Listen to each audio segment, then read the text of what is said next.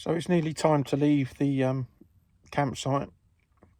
That's Christmas and New Year done with for me. I'm all packed up and ready to go. And I've just been sat here having a drink, reflecting on how it was, how Christmas and New Year was. And I'm not going to lie, it was very difficult. There was some times that, I was on the verge of breaking down, and I did break down, and I shed endless tears. And it was fucking horrific. I'm trying to focus on the next part, the new year, going back to work and doing all of that. But it's coming up with a plan for me. I know a lot of people have mentioned the gym and that, but I've got to get this blood pressure and attack things, these anxiety and panic attacks sorted before I can consider anything like that. That's why I'm really going to push myself to get on the bike, especially once the ice clears up and I can go out safely on the bike, just to do a few laps and build up my strength. I'll get all the help that I can from the doctors, and there's an employee assistance program as well that I've got in touch with. I don't know what I'm expecting to hear. I mean, there's no miracle cure for going through heartache or a breakup. It's different for everybody. And I hope a lot of people realise that. Some people will get over it pretty quick. Some people will follow the steps that are laid out to them, and that'll work for them. Some people are a lot different. I've communicated with people now that have separated from their partners 5, 6, 7 years ago, and they still suffer with heartache. I hope I don't go through that. I really don't want that, but I'm going to put myself first. I'm like I say, I'm going to ride my bike. I'm going to try and sort my health out first before making any rash decisions. I want to move on with my future. I want to quit the job that I'm at and go and find something a little less stressful, something that I enjoy a little bit more. I want to carry on utilising my van. This is the only thing that I own, and this is my little house, and it's just my own little safe space, I guess. So, I'm hoping to find some form of work where I can take this along and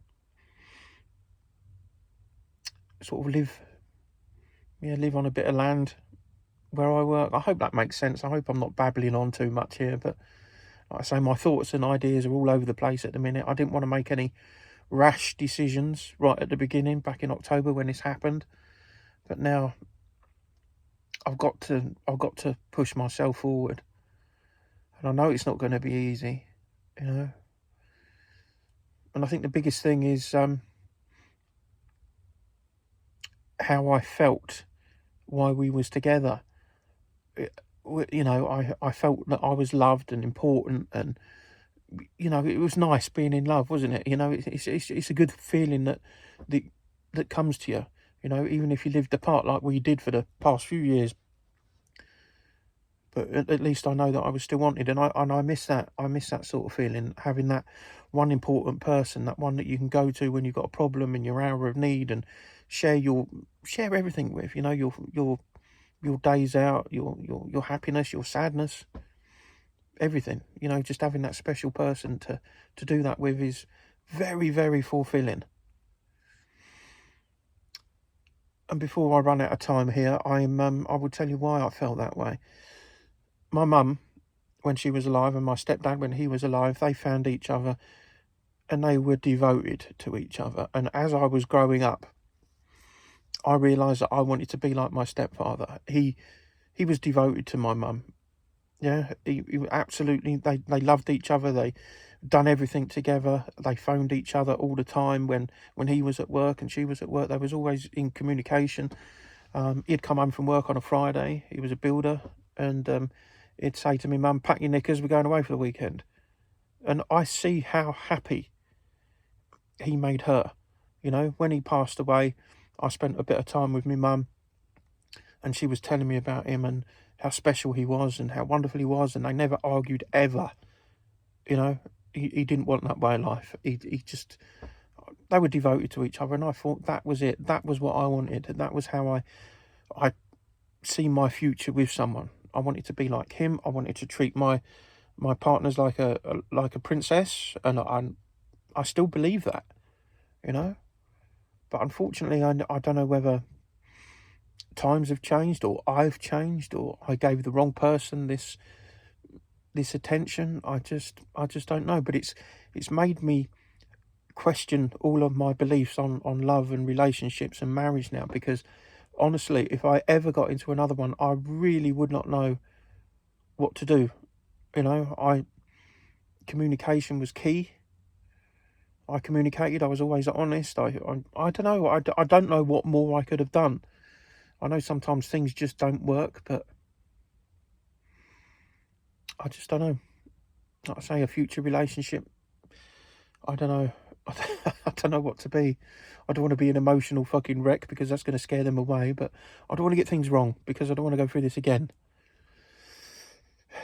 Anyway, that's in the distant future, but that's why I am the way I am. It's pretty much because of my parents. Yeah, because the way that they loved each other, and it was truly beautiful. And I remember having this conversation with my mum shortly after my stepfather passed away, sorry. And she was telling me how wonderful he was, and it just made me realise, this is the person that I wanted to be. So anyway, that's where we are. Thank you for watching. Thank you for all your comments again, and I do appreciate it. I really do.